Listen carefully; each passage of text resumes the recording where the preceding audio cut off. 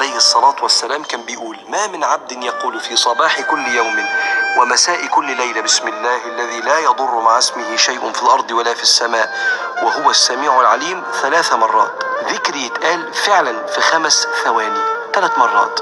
قال عليه الصلاة والسلام: فلا يضره شيء.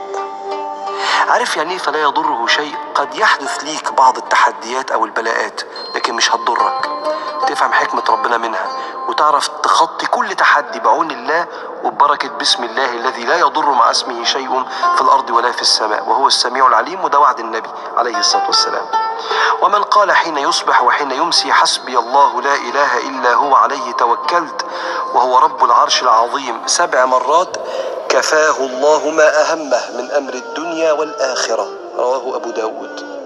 لو قلت الذكر ده باستمرار أي هم يصيبك ربنا يكفيك ويحميك. كلها أذكار عايدة على العبد.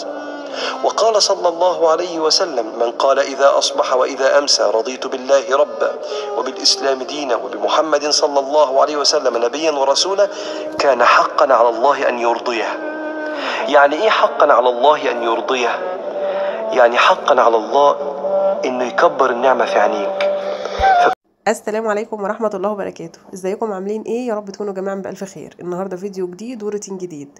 الروتين بتاعنا روتين يوم الغسيل بيبقى عامل ازاي وبيبقى الأجواء بتاعته ازاي عندي. بيبقى يوم عندي بصراحة كله نشاط بقى وتشجيع وحماس زي ما شفتوا كده في بداية الفيديو. لو بتدخلوا قناتي لأول مرة اشتركوا عند كلمة اشتراك وفعلوا زر الجرس على الكل علشان كل ما انزل فيديو جديد يوصلكم إشعار بيه وتتفرجوا على الفيديو إن شاء الله. بداية كده تعالى اقول لكم على الخطوات ويوم الغسيل ده بيبقى عامل ازاي والغسيل بيبقى منور عندي زي ما شفتوا على الحبل ازاي. يلا بقى كده ندخل على الفيديو. بس في البداية عايزاكم تصلوا على النبي. لو بتشوفوا الفيديو ده في الصباح او في الصبح يعني قولوا اذكار الصباح، ولو وصل لكم بالليل قولوا برضو اذكار المساء وتشجعوا كده. اعملوا لكم ورد ولو صغير من القرآن. ربنا يعينكم ويقويكم ويعيننا اللهم امين.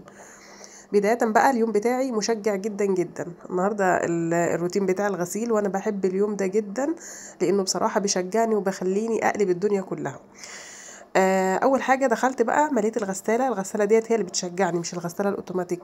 التانية دي الواحد بحط الغسيل فيها ويطلعه، لا مش مشجع خالص بصراحة. وكمان بيفضل ثبت الغسيل عندك دايما فيه هدوم ومش بيفضى خالص. انما دي بقى رغم ان بيبقى عندك يعني اليوم ده بيبقى مجهود وبتعملي فيه شغل كتير بس بيبقى فيه نشاط بصراحة. وكمان يعني يومك كده تحس ان انت خرجت من اليوم كل حاجة عندك نظيفة كل حاجة اتغسلت فبيبقى يوم حلو. المهم كده بداية انا هدخل اقلب الشقة كلها في روتين يوم الغسيل ده. في العادي انا بعمل الحركة اللي انتوا هتشوفوها دي. اول حاجة انا مليت الغسالة تمام. الغسالة دي بسم الله ما شاء الله حوالي 13 كيلو ولا حاجة يعني كبيرة جدا وبتاخد كمية مية كبيرة. وانا حاولت املاها للاخر لان انا اصلا عندي كمية غسيل كبيرة بالاضافة بقى ان انا عمالة الم اي حاجة تقابلني قلت هتتغسل يعني هتتغسل معايا. هنا دخلت على اوضة الاطفال اوضة النوم قصدي. اخدت المفرش اللي كان على المرتبة وهنا برضو نفس النظام. كمان بقى دخلت على اللهم صل على سيدنا محمد الركنة زي ما شفتوا كده. اديتها كده تنفيضة بسرعة وكنست السجادة وحطيت موتر في المكان وغيرت البياضات لان كان ولادي موقعين عليهم مانجا زي ما شفتوا كده. فطبعا لازم طبعا ايه تتغسل بالمرة. واصلا كده كده الغسالة دي هي اللي بتنضفها. طبعا مليت الغسالة زي ما شفتوا حطيت فيها كلوريكس الوان وحطيت شوية كلور عادي بس ما بكترش ولا ده ولا ده لان الغسيل بيبقى في البداية بتاعته الهدوم البيضة وبعد كده بنقلب في الاخر اللي هي بقى بتبقى الهدوم الغامقة والحاجات دي والفواتح الالوان وكده. فاحنا لو حطينا بقى كلوريكس يعني كلور كتير اللي هو بيبقى المبيض يعني ممكن يبوظ الهدوم اللي هي بتبقى البيضة او الهدوم اللي بتبقى الوان قصدي. فعلشان كده بقى احنا مش بنكتر، هو حبة صغيرين ينظفوا معانا الهدوم وفي نفس الوقت يعني ما يبوظش اي هدوم تانية. حطينا طبعا الغسالة اشتغلت مع نفسها كل شوية اقفلها اخرج دور منها وبعد كده يعني ايه قصة بقى يعني الغسيل ده مول لوحده كده.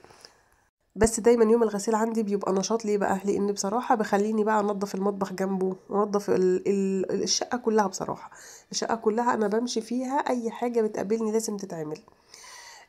فكنت عايزه اشجعكم بقى بروتين يوم الغسيل بتاعي ده.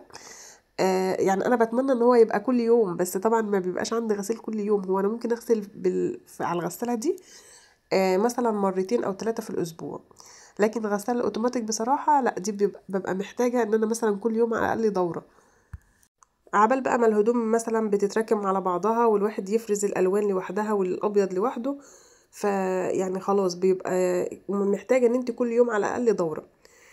المهم هي اصلا عندي مش شغاله دلوقتي، عندها لسه مشكله في سحب الميه او في حاجه الله اعلم مش عارفاها، بس لسه انا ما كلمتش الصيانه ولسه يعني ما اعرفش فيها ايه.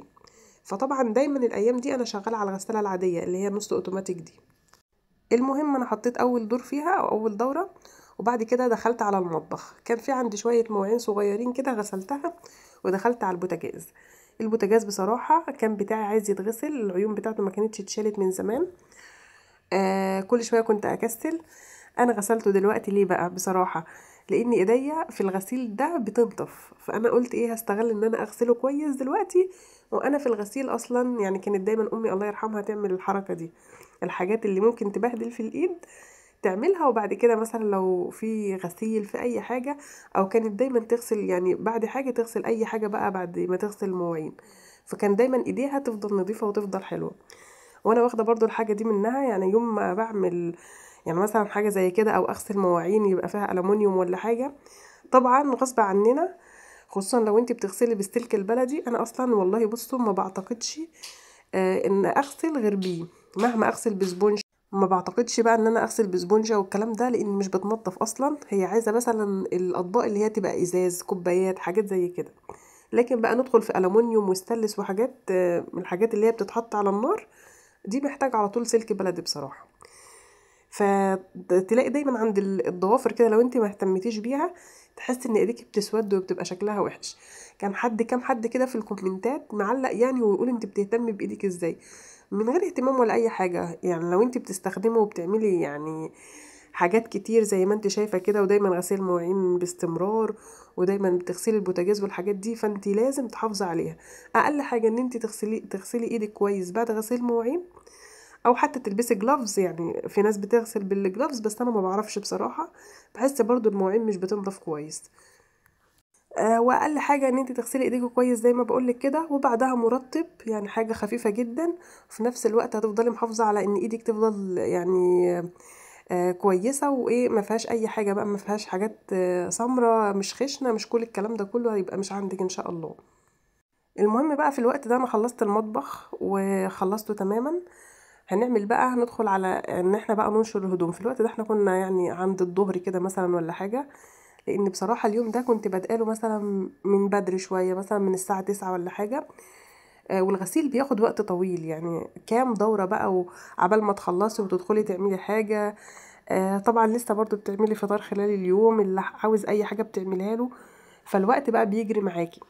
بس بصراحة بتخلصي يومك انت عندك الدنيا كلها رايقة ونظيفة، مفيش عندك هدوم في سبت الغسيل، وده احلى حاجة. تاني يوم مثلا بتجيبي الهدوم كلها على بعضها، وبعدين بقى بتقومي مطبقاها وحطها في مكانها، فبتبقى حاجة حلوة يعني بصراحة. النهارده الفيديو بتاعي مش طويل، انا حبيت اضغط لكم اليوم كده مش في دقايق كتير. انا بشكركم جدا على الناس اللي دخلت عندي من الفيديو اللي فات والمشاهدات اللي جابها. طبعا من زمان قوي بقالي الفيديوهات بتاعتي مش بتترفع بسبب ان انا غايبة عن اليوتيوب وكده. فطبعا انا بشكركم جدا على الفيديو اللي فات. لو وصلتوا بقى معايا للدقيقة دي، صلوا على النبي صلى الله عليه وسلم، قولوا اي ذكر كده، سبحان الله، الحمد لله، ولا اله الا الله، والله اكبر، ولا حول ولا قوة الا بالله. استغفر الله الذي لا اله الا هو الحي القيوم واتوب اليه. لا اله الا انت سبحانك اني كنت من الظالمين. بسم الله الذي لا يضر مع اسمه شيء في الارض ولا في السماء وهو السميع العليم. قولوا بقى الاذكار الجميله كده واستفادوا وانتوا بتتفرجوا، وخدوا كده نشاط وتشجيع من الفيديو. وفي نفس الوقت لما تيجي تعملي اي شغلانه خلي دايما لسانك عامر بذكر الله. بصوا بقى بسم الله ما شاء الله، الهدوم البيضة عندي بتبقى منورة بجد بسبب ان انت بتهتمي بيها في الغسيل. لو عندك غسالة اوتوماتيك وعندك غسالة اطفال اللي هي بتبقى الصغيرة دي، يعني انا بفضل لو انت هتغسلي حتى الالوان على الغسالة الاوتوماتيك، دبقي الهدوم البيضة، حوشيهم يعني، وبعد كده اغسليهم كلهم على الغسالة اللي هي بتبقى الاطفال، او غسالة زي كده او عادية او اي حاجة، هتفرق معاكي جدا. وبعد كده ظهري الهدوم البيضة، هتلاقي المنظر اللي انت شايفاه كده، بسم الله ما شاء الله، الهدوم منوره. الفيديو بتاعي خلص، لحد ما اشوفكم في فيديو تاني هتوحشوني. السلام عليكم.